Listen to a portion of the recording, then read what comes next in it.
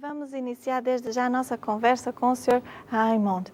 Vamos pedir para ele partilhar connosco como é que veio aqui até Portugal, qual é a sua missão, o que o traz até cá. Aqui em Portugal, primeiro, é o país do meu antepassado, sendo brasileiro de nascimento, descendo dos portugueses, séculos atrás.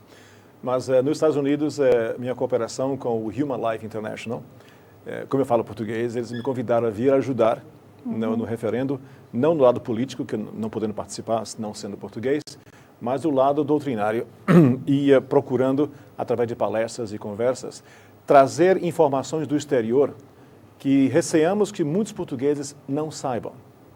Eu quero citar duas delas, por exemplo. A primeira informação é um mito criado pela mídia e pelos abortistas, de que, aprovando essa lei que vocês estão a debater, de só 10 semanas, que vai acabar nisso. Não vai. Isso é mentira. Quando o aborto começou no mundo ocidental, o primeiro motivo foi para evitar a morte da mãe, que parecia razoável por caridade e condescendência. Uma vez que foi aprovado, aí foi para evitar o caso do feto, a criança ter anomalias físicas ou psicológicas. Depois que a mãe tivesse problemas psicológicos. Depois que a criança ia nascer assim, defeituosa, então vamos evitar. Depois veio 10 semanas, que é o que estão agora em Portugal. Mais tarde virão 20 semanas, como nós temos na Austrália, onde eu vivi durante 10 anos, antes de vir para os Estados Unidos.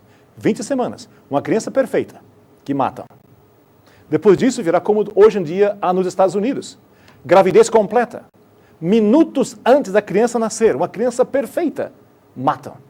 Depois veio mais ali no tempo do presidente Clinton, que era a coisa mais hedionda que nem Adolf Hitler não fez, que é matar a criança quando está nascendo. Num processo de nascer, com os pés primeiro, eles põem um estilete na nuca e sugam o cérebro de fora. Tá bom, isso é demais, eu compreendo. Mas este é o caminho, meus amigos. Começamos aqui com 10 semanas, vamos lá. Voltemos ao comecinho. A questão no caso de fato que a mãe corre risco de morrer. Isso de fato existe. Na história da humanidade, e mesmo hoje em dia, a despeito de todo o progresso da medicina, há casos em que mulheres morrem ao dar à luz. Eu conheço um caso em particular de uma senhora que, depois de 10 anos de casada, não tinha filhos. Então fez um tratamento médico para poder conceber e finalmente concebeu. Mas por razões de ordem biológica, ela teve um parto dificílimo, cesariano, e quase morreu. Bem, e o médico avisou ela: a senhora não pode se engravidar de novo. Se o fizer, a senhora vai morrer. 3 anos depois, essa senhora está grávida mais uma vez. Ela vai ao médico e ele disse: eu avisei a senhora, eu sugiro que aborte essa criança, porque a senhora vai morrer. E ela ficou com um problema de consciência, que hoje em dia muitas portuguesas têm. E portugueses também, os pais da criança. E ela disse: mas é meu filho? Como eu posso... Então ela fez o pedido ao médico: faça o que puder para salvar os dois. Ele está bem, aí é a sua escolha. Passou o tempo, a gravidez chegou ao seu fim e ela teve um parto dificílimo, de uma operação cesariana dificílima, que ela perdeu uma quantidade enorme de sangue, mas graças a Deus ela sobreviveu. Também a criança sobreviveu. A criança que queriam matar sobreviveu. Essa criança era um menino, hoje é um homem, e ele está aqui agora falando convosco. Essa foi minha mãe. Eu fui aquela criança.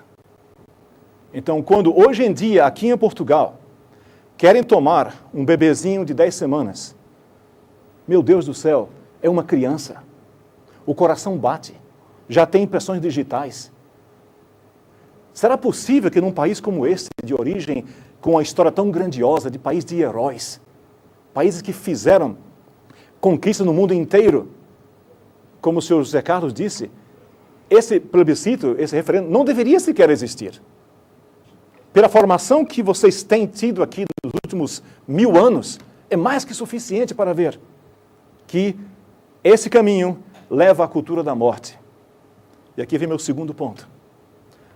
A Austrália, o país do qual eu sou cidadão, que começou assim, começou com aquele mesmo processo, hoje está com 20 semanas. O ministro da Saúde da Austrália, preocupadíssimo com o crescimento de abortos, que já chegou, um país que tem menos de 20 milhões de habitantes, tem quase 85 mil abortos por ano. Aborto ficou uma questão de conveniência. Quando a contracepção não funciona, mata-se a criança. O governo australiano, vejam bem, não é a Igreja Católica, não é o Movimento Pro Vida, não é o Human Life International, é o próprio governo que legalizou o aborto. Eles estão agora financiando 51 milhões de dólares australianos para criar um sistema educacional para educar as pessoas, homens e mulheres, sobre os fatos sobre o aborto. Vejam bem, não é campanha contra o aborto, é educar o que é a realidade do feto da criança no ventre materno. E um dos grupos que foram convidados a ajudar foi a Igreja Católica. Está aqui o jornal The Australian, que é o principal jornal da Austrália. Catholic Church to Advise on Abortion. A Igreja Católica é convidada a promover um sistema de conselho sobre o aborto. E mostram aqui a Igreja Católica e o Santa Care, que é um grupo leigo do país, vão receber dinheiro do governo para educar as pessoas sobre o aborto. Ora, vejam bem, eles são pessoas que legalizaram o aborto, agora estão vendo que está começando a se espraiar de tal maneira que acaba em catástrofe. É assassinato generalizado. Meus irmãos portugueses, vocês têm, nesse dia de Nossa Senhora de Lourdes, têm a possibilidade de evitar que nesse país aconteça o mesmo horror que acontece agora na Austrália, na Nova Zelândia e especialmente nos Estados Unidos. Vocês podem fazê-lo. Não precisa crer em Deus. Basta conhecer a natureza humana. Acabaram de ver esse filme há pouco. O que viram é um ser humano. Não é uma cenoura, não é um coelho, é um ser humano. Com impressões digitais, com toda a genética característica de nós. Às vezes é difícil. Às vezes tem que fazer sacrifício para ter mais um filho. Minha esposa e eu temos tido a graça de ter 8 filhos. 5 rapazes e 3 raparigas. Para nós foi uma bênção de Deus. É difícil? É claro que é, muitas vezes. Eu tenho que trabalhar mais. Mas são bênçãos que Deus nos dá. E o futuro da cristandade na Europa vai depender dos cristãos terem mais filhos. Senão, nos tornaremos, no fim desse século, um continente islâmico.